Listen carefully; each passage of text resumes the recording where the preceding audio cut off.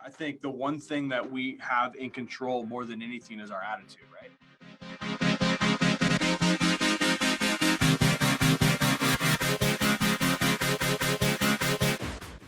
At this point, and we all know that there's the most important thing in the game of sales is attitude, right?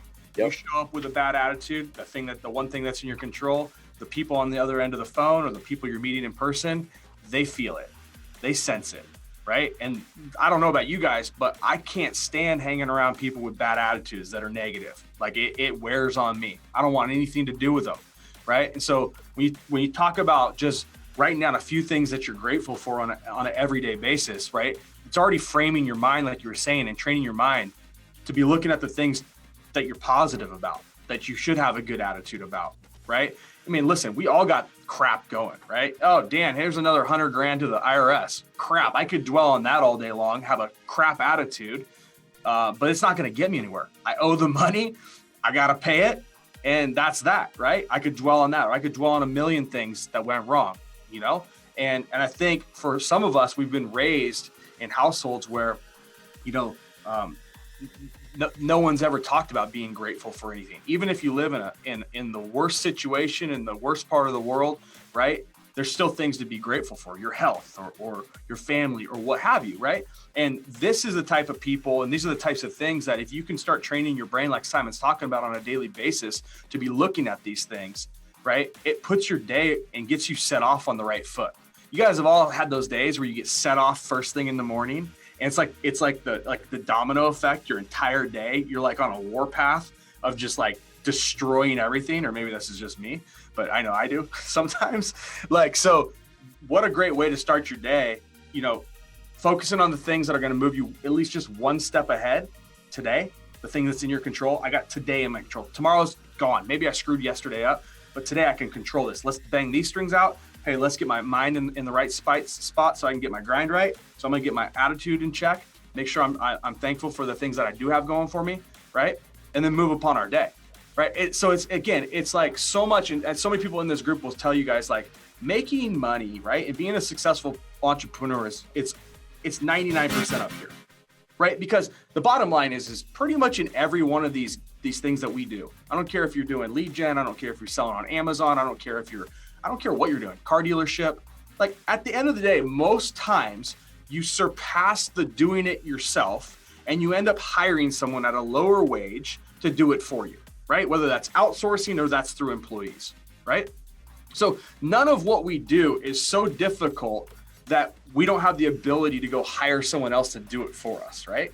Like, most companies, in fact, any major company, the CEO isn't doing all the different jobs, right? So that just tells me it's a mental game more than anything. Like, it's a mental game to understand, see yourself through it, understand the different elements of the job that you have at hand, right?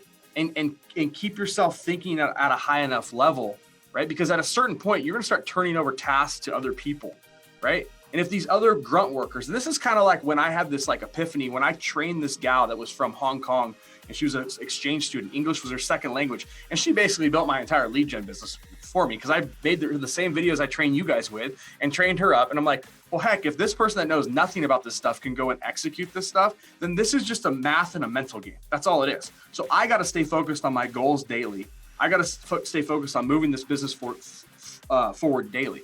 And most of us, we get out of that routine of moving our business forward daily because we have a bad day. It's like very similar to working out or diet, right? You guys have all been and tried a diet. I guarantee everyone in here has.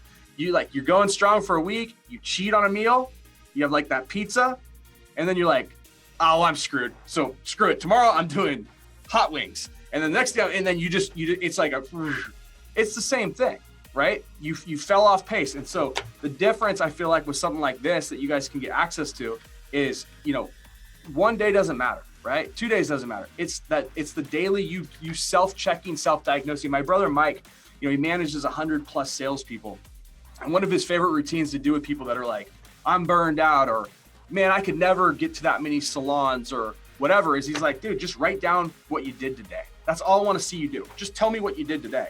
And more times than not, people will write down what they did. And in their brain, they did so much, but really when they wrote it down, they did so little.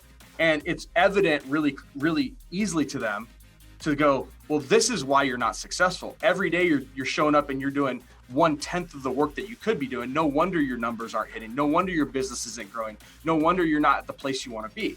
So to me, again, like another value past the stuff we've talked about gratitude and just goal setting is just that self-awareness for you to look back through your week and like, dude, am I really playing at the level that, I want to play at? A good question to a lot of you guys is, after you do this for like a couple weeks, is look back at it and ask yourself the question is like, would I hire me? Like, basically, like a lot of you guys have goals to make 10,000, 20, 50, 40, 80, whatever, $50,000 a month, $10,000 a month, $5,000 a month, doesn't matter. Would you pay someone $5,000 a month to do the work that you're doing on a daily basis? Like, if you're not even willing to fill out a book every day on your goals and what you want to do, like if you were the employer and you told your employee they had to do this, if they didn't do it after a certain amount of time, would they still receive the wage that they were, they showed up to get paid? The answer is no. So why won't you manage yourself like you'd manage an employee? And oftentimes these employees don't make 1/10 of the goal that you set for yourself in your own business.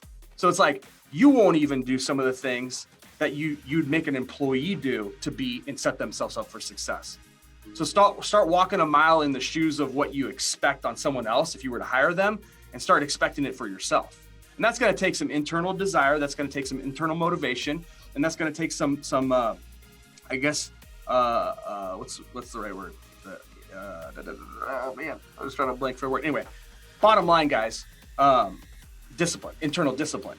This stuff's not difficult, like Simon's talking about, but it's highly effective, right? This isn't you're not gonna go from $0 to $100,000 a month or anything like that because of something like this. What this is gonna do is it's gonna daily step you through something that you can look back on and really track and measure your success and your growth.